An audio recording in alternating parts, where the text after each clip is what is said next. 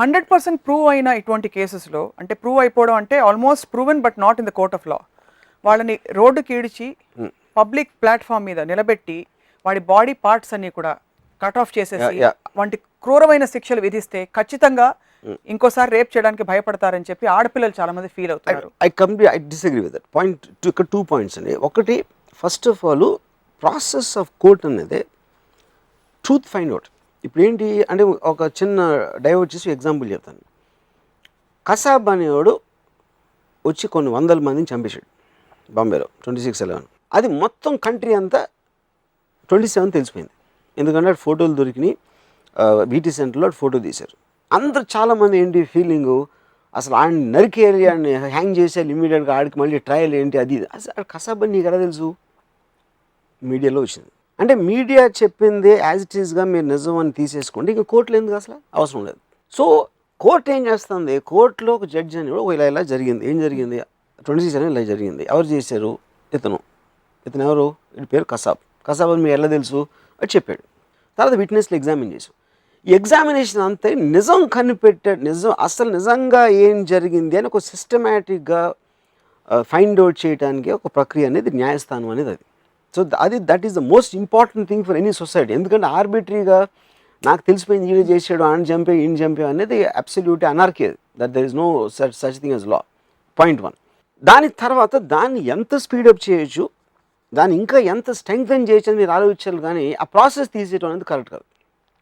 రెండో పాయింట్, ఒక బర్బారిజం అనేది అంటే ఆ మనిషి మీద కోపంతో మనం చేయాలా, లేకపోతే ఇలాంటి అదొక డిజీజ్గా చూడాలి. నా ఉద్దేశంలో ఒక డిజీజ్, అదొక జబ్బు, అది ఒక మానసిక రుగ్మత, దాన్ని ట్రీట్ చేయాలి. ఇప్పుడు డెవలప్ కంట్రీస్లో ఎప్పుడైనా కూడా ఒక పనిష్మెంట్ అనే దానికన్నా ఇప్పుడు సొసైటీకి ఇటు డేంజరస్, సొసైటీకి ఇటు హార్మ్ఫుల్ అని తీసి పక్కన పెట్టి అలా ఆలోచించడానికి వాడిని ఎందుకు చేస్తున్నాడని వాడిని స్టడీ చేసి ఆ ఎఫెక్ట్ సొసైటీలోంచి తీయడానికి ట్రై చేసినప్పుడే మీకు ఒక డెవలప్డ్ సొసైటీ వస్తుంది.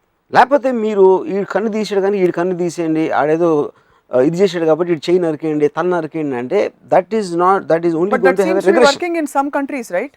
బట్ కానీ the point is eventually you want freedom.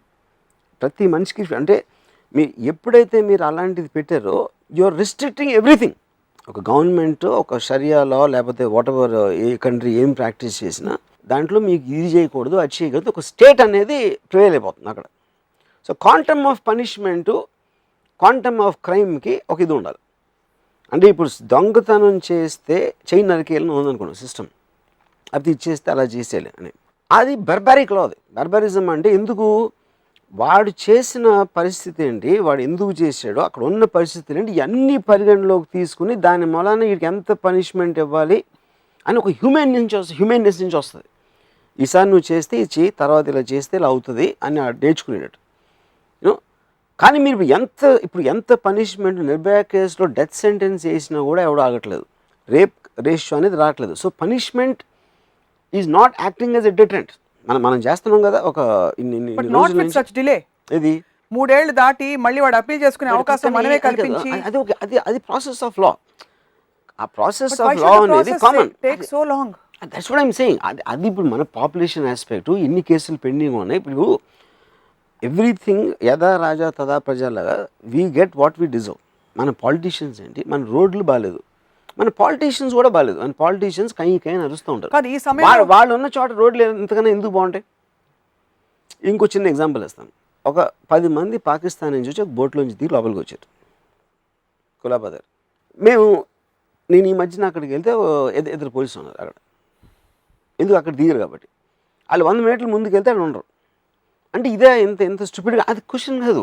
Bombay Coast లైన్ని మీరు నిమిషం ఎలా ప్రొటెక్ట్ చేయగలుగుతారు?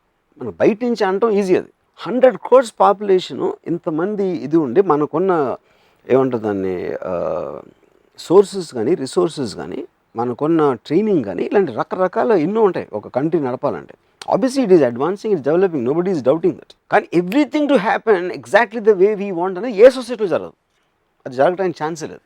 సో ఇప్పుడు సింపుల్ థింగ్ చెప్తాను మీకు.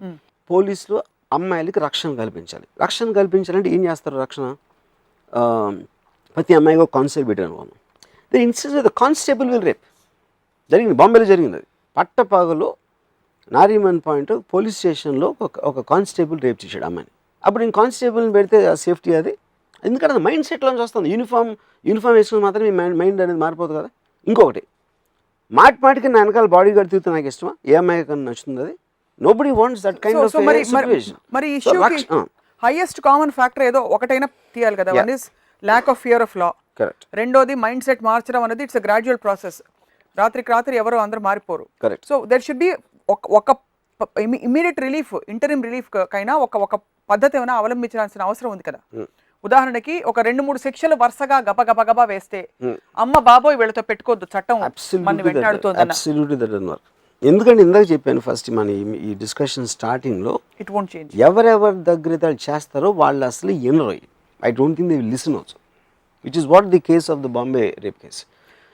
నిర్భయ ఇన్సిడెంట్ జరిగి అంత పెద్ద గొడవ జరిగిన తర్వాత there is absolutely no dip in the rape graph. అదే మీకు ప్రూఫ్ అయిపోయింది కదా. ఎవరైనా భయపడిపోతారు అనుకుంటాం కదా. అంత పెద్ద గొడవ జరిగి డెమాన్స్ట్రేషన్ జరిగి రేప్ లాస్ అమెండ్ చేసేసి అన్నీ చేసిన తర్వాత ఎవరికైనా ఆలోచన రావడానికి భయపడతారని మనం అనుకుంటాం కదా. అసలు ఏ మాత్రం లేదు డిప్ గ్రాఫ్లో, విచ్ మీన్స్ ఇవన్నీ మనలో మనం మాట్లాడుకోవటానికి కానీ where it has to reach it will never reach. I have two lead questions, Varma garu, before we conclude today's topic, although it's a never ending topic. ఒకటి, మరి శిక్ష ప్రోటోకాల్ లేదు ఇన్వెస్టిగేషన్ ప్రోటోకాల్ మీ దృష్టిలో ఐడియలీ ఎలా ఉంటే బాగుంటుంది? ఒక rape case ఇలాంటి ఒక ఘోరం జరిగింది, దాని తర్వాత పట్టుబడ్డారు వీళ్ళు కొంతమంది ఒక 1 week 10 days లోపల. వాళ్ళ ఈ protocol of investigation and coming to common consensus, how should it be in your view? See, 2 points. ఒకటి, delay in serving justice, I don't think it's a point. ఎందుకంటే as long as he is removed from society, he is not posing a danger. ఇక ముందు వీడితో danger లేదు అని లోపల ఆయన పెట్టిన తర్వాత ఎవడైతే బయట తిరుగుతున్నాడో మళ్ళీ చేస్తాడో ఇన్వెస్టిగేషన్ ప్రాసెస్ స్పీడప్ అనేది చాలా అవసరం. వాడిని బయటికి తీసిన తర్వాత నా ఉద్దేశంలో there should be psychiatric evaluation. ఎవరెవరినైతే పట్టుకున్నారో అది నేషన్ వైడ్ చూడాలి. నువ్వు ఎందుకు అసలు చేసి అంటే నువ్వు పట్టుబడినానే, లేకపోతే నీ మైండ్ సెట్ అండి ఏం అనుకున్నావు, ఎప్పుడు అనుకున్నావు, ఇలాంటిది ముందు అనుకున్నావు అని వాళ్ళ మనసులో ఉన్న ప్రతి ఆలోచన ఒక పబ్లిక్ ఒక ఇంటర్వ్యూ లాగా పెట్టి ఒక సైకాట్రిస్ట్ తోటి అది మొత్తం కంట్రీ అందరూ చూడాలి. That I think is the most ideal solution. ఎందుకంటే అలాంటిది ప్రతి ఒక్కరికి రీచ్ అవుతుంది. ఒక డాక్యుమెంటరీనే భరించలేక బ్యాన్ చేస్తారు. అది ఇండియన్ గవర్నమెంట్ థింక్. అది ఎవరు చేశారు నాకు తెలియదు. ద పాయింట్ ఈజ్ అది, కానీ దానికి పర్ఫెక్ట్ రెజొనెన్స్ వస్తుంది. ఎందుకంటే ఆడు రేప్ చేసాడు తెలుసా, ఆడిని చంపే నరికి, ఆడు ఏంటో తెలియదు, ఆడు ఏం ఆలోచించో తెలియదు, ఆడు బ్యాక్గ్రౌండ్ ఏంటో తెలియదు. అవన్నీ తెలుసుకోకుండా ఊని చంపేసినంత మాత్రం భయపడి అందరూ ఆపేస్తున్నారా? ఎవ్వరు ఆపట్లా, ఇంకా జరుగుతూనే ఉన్నాయి. అప్పుడు అసలు అలాంటి ఓటు ఎలా ఆలోచిస్తాడు అనేది తెలియటం అనేది మోస్ట్ ఇంపార్టెంట్ థింగ్. డాక్యుమెంట్లో కూడా జస్ట్ మనకన్నా బెటర్గా చేశారు, కానీ దానికన్నా చాలా ఎక్స్టెన్సివ్గా ఉండాలి. అవును, చాలా ఎక్స్టెన్సివ్గా ఉండాలి అది ఆ డిబేట్. డైరెక్ట్గా ఏంటి ఏం ఆలోచన నీకు అసలు అమ్మాయిల మీద నీకు ఎప్పుడు ఫస్ట్ ఎలాంటి అభిప్రాయం వచ్చింది? నీ టీనేజ్లో నువ్వేంటి ఫస్ట్ టైం అమ్మాయి గురించి ఏం ఆలోచించావు? వాడి మైండ్ అనలైజ్ చేయటం అనేది most important thing. That I think is what is missing. Why are we so scared as a nation to face the facts? I'm starting with the government, the central government that has banned this.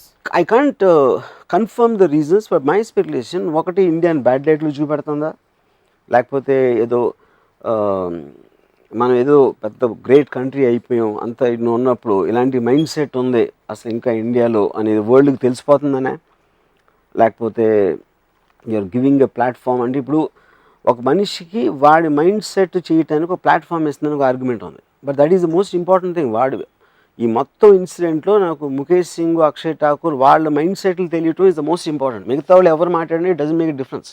So I don't think they think that much. So we are ignoring the very vital, most important question. Yeah. Most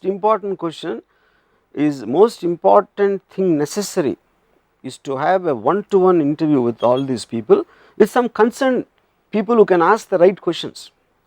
అంటే interrogation కాదు నేను అనేది, ఏంటి అసలు ఇలా ఎందుకు ఆలోచిస్తున్నావు అనేది వాడి టోటల్ అంటే autobiography of his mind, of rapist mind who did such a heinous act. I think that's most. Nirbhaya అనే ఈ అమ్మాయి ఆ రోజు బాయ్ ఫ్రెండ్తో బస్ ఎక్కడం జరిగింది. తన తల్లిదండ్రులతో హాస్పిటల్ నుంచి తిరిగి వస్తున్న ఒక అమ్మాయి గనక ముందే తారసపడి ఉంటే ఈ లాజిక్ అంతా అమ్మాయి రాత్రికి అబ్బాయితో ఎందుకు తిరుగుతోంది ఇవన్నీ డిఫీట్ అయిపోయాయి. రెండోది